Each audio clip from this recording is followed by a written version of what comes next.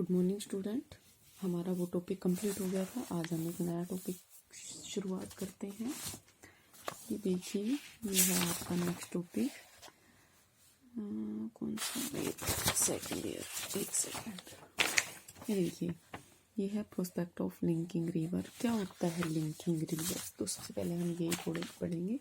क्या होती है इसकी हिंदी? नदी संयोजन या नदी जोड़ो। ठीक है, जो अभी चली हुई है, इसको समझना थोड़ा सा। देखिए, जो नदी संयोजन है, इंटरलिंकिंग रिवर भी बोल देते हैं इनको, लिंकिंग रिवर भी बोल देते हैं।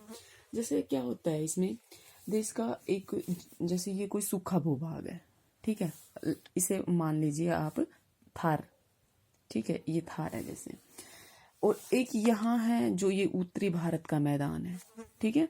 ये क्या है, जैसे मान लो ये जो, इसको नॉर्दर्न प्लेन,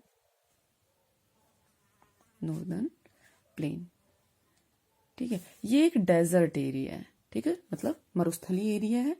और ये कैसा है, नदियों से निर्मित प्लेन है। तो यहाँ तो क्या होती है, हर वर्ष क्या होती है, बाढ़ आती है, ठीक है। और यहाँ क्या होता है, सूखा पड़ता है, ठीक है। तो अब ये तो बहुत बड़ा हिस्से में सूखा पड़ता है और बहुत बड़े हिस्से में बाढ़ भी आती है। तो ये जो सूखा और बाढ़ है, ये दोनों क्या है, एक दूसरे के विपरीत है। मतलब अगर एक ही कॉइन के मान लिए जाए तो दो पहलू, इधर सूखा है इधर बाढ़ है। अगर इन दोनों को आपस में कनेक्ट कर दिया जाए, मतलब जैसे यहाँ पर बाढ़ आ रही है, वो बाढ़ का पानी अगर यहाँ आ जाए, ठीक है, तो क्या होगा, ये सूखा खत्म हो जाएगा और यहाँ से जो बाढ़ की समस्या है वो खत्म हो जाएगी। तो इस समस्या का बस यही समाधान है। अब ये तो कर नहीं सकते कि यहाँ से बाढ़ का पानी कुछ इसमें मिट्टी डाल दे यहाँ पर, तो ऐसा तो होगा नहीं। ये हो सकता है कि भाई यहाँ से क्या करें, बाढ़ का पानी इधर ले आए, ठीक है। तो इस समस्या के जो हल है उसके लिए 1982 में, ठीक है, राष्ट्रीय जल विकास जो प्राधिकरण है, राष्ट्रीय जल विकास प्राधिकरण, ठीक है, इसका गठन किया कब, 1982 में। ये जो विकास प्राधिकरण था, इसका मुख्य उद्देश्य था कि जो राष्ट्रीय जल है उसके जाल की पहचान करना, मतलब कहाँ कहाँ क्या क्या समस्याएं हैं पानी से रिलेटेड उसकी, और कैसे उसको सॉल्व आउट किया जा सकता है। तो इसका ये काम था, सिर्फ उसका निगरानी करना, मतलब उसके बारे में जान कि कौन कौन से एरिया ऐसे हैं जहां पर बाढ़ आती है, कौन कौन से एरिया ऐसे हैं जहां पर सूखा पड़ता है, ठीक है। तो इसने क्या किया, इसने 30 नदियों की पहचान की, ठीक है, 30 रिवर्स थी, इसकी पहचान की। और इसने ये कंक्लूजन निकाला कि अगर इन 30 रिवर्स को आपस में जोड़ दिया जाए एक दूसरे तक, तो ये जो समस्याएं हैं बाढ़ और सूखे की, इस समस्या से काफी हद तक मतलब छुटकारा मिल सकता है। तो इस कार्यक्रम में जो बड़ी नदियां हैं, जैसे गंगा है, ब्रह्मपुत्र है, इन नदियों को ज्यादा प्राथमिकता दी गई, ठीक है, इनको ज्यादा शामिल किया गया। इस राष्ट्रीय जल विकास प्राधिकरण ने 6 नदी जुड़ाव स्थलों पर काम करने की संतुति दी और इन्हें 3 चरणों में पूरा करने की बात कही। कितने में? 3 चरणों में। उन्होंने कहा कि भाई 6 जो नदियां थी उसके बारे में इन्होंने बताया, और 3 चरण में वो काम पूरा होना चाहिए। कौन कौन सी नदियां थी? देखिए, पहले चरण में कौन कौन सी नदियां आई। प्रथम चरण में अगर हम देखें तो प्रथम चरण में नदियां थी जो प्रायद्वीपीय भारत की नदियां थी। कौन कौन सी?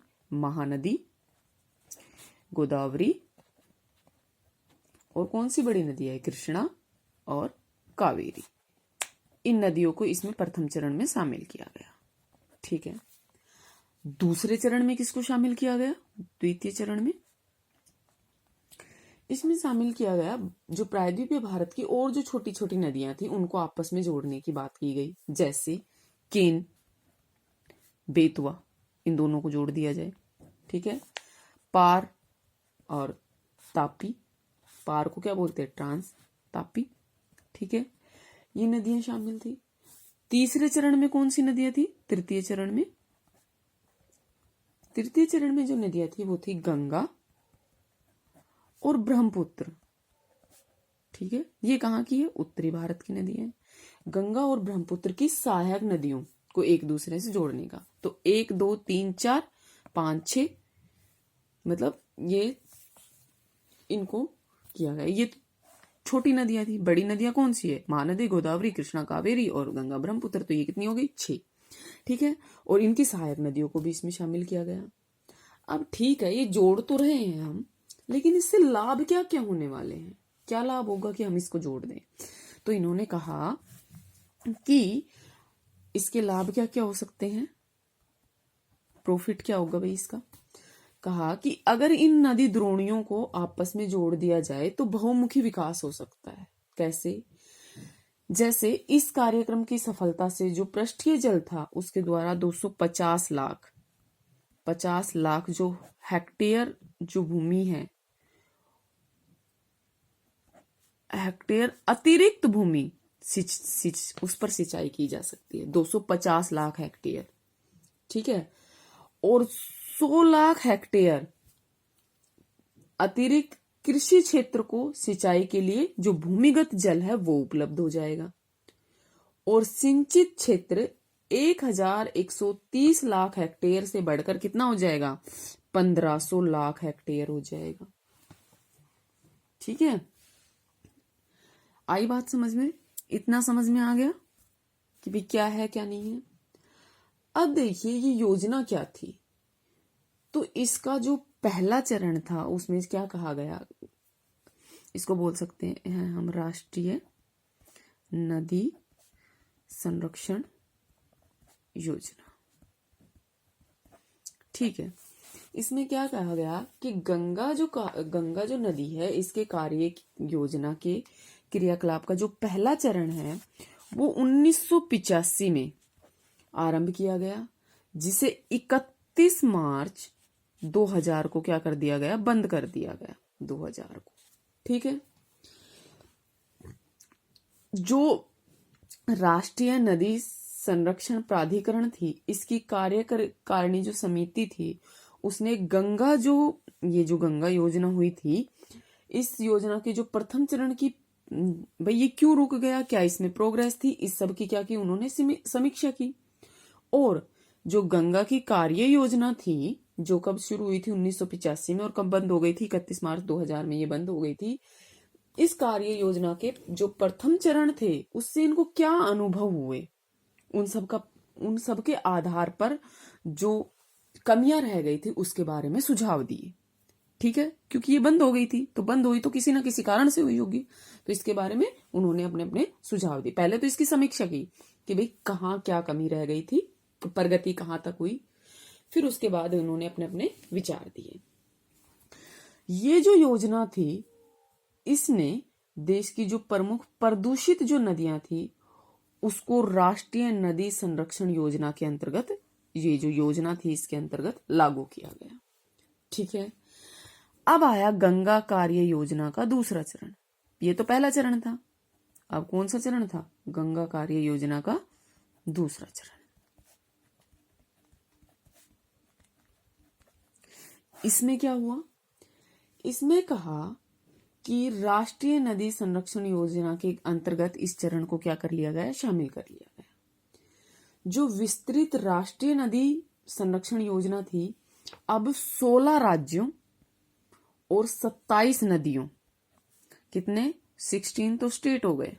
ठीक है, और 27 जो रिवर के किनारे बसे हुए थे, 27 रिवर के किनारे 152 शहर बसे हुए थे, इन सबको इसमें शामिल किया गया। किसमें?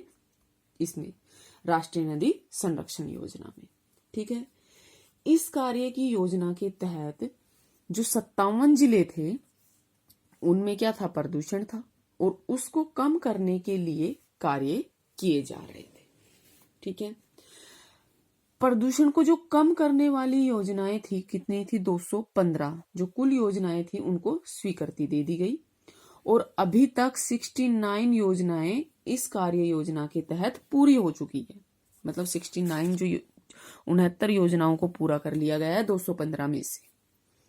ठीक है, इसके अंतर्गत क्या हुआ, जो प्रदूषित जल है उसको रोक कर उसकी दिशा में परिवर्तन करके क्या किया गया, जो प्रदूषित जल था उसको उस जहां वो जा रहा था वहां से उसको रोक दिया और उसको ऐसी जगह पर लाया गया जहां उसका क्या हो सके, परिष्करण, मतलब उसको साफ किया जा सके। ठीक है, और इस दिशा में उसको, मतलब उस दिशा में उसका परिवर्तन किया गया। ठीक है, ये नदी लिंकिंग योजना थी और इसके बारे में कल पढ़ेंगे। ठीक है, थैंक यू।